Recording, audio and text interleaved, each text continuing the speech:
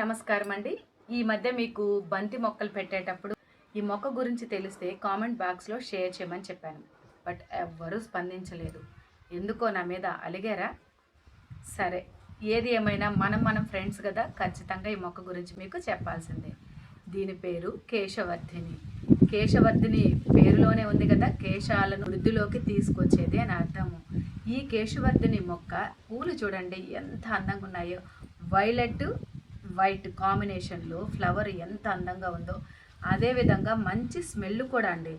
మంచి స్మెల్, ఈ ఆకులు కానీ ఫ్లవర్స్ కానీ చాలా చాలా మంచి స్మెల్ వస్తాయి. ఈ పువ్వు ఇలా ఎండిపోయిన తర్వాత సీడ్స్ ఇందులో ఉంటాయన్నమాట. ఈ సీడ్స్ని మనం ఇలా చల్లినా ఈ మొక్కల్ని ఉత్పత్తి చేయొచ్చు. జస్ట్ కొమ్మల్ని అలా తుంచి చూడండి, ఇది ఆల్రెడీ ఎండిపోయింది కదా, దీన్ని అలా గుచ్చిన ఇది చాలా హెల్తీగా మళ్ళీ వేర్లు పెట్టుకొని వచ్చేస్తుంది అనమాట.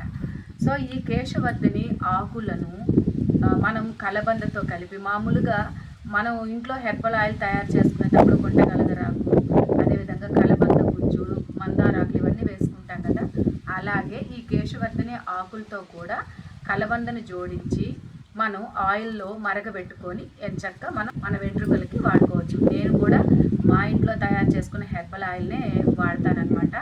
నేను 3 years బ్యాక్ గుండు చేయించుకున్నాను. ప్రస్తుతం నా చుట్టూ కావాలంటే చూడండి ఎంత ఒత్తుగా, అంటే నేను సిల్కీగా అని చెప్పను కానీ ఎంత ఒత్తుగా లాంగ్ హెయిర్ వచ్చిందో మీరే గమనించవచ్చు.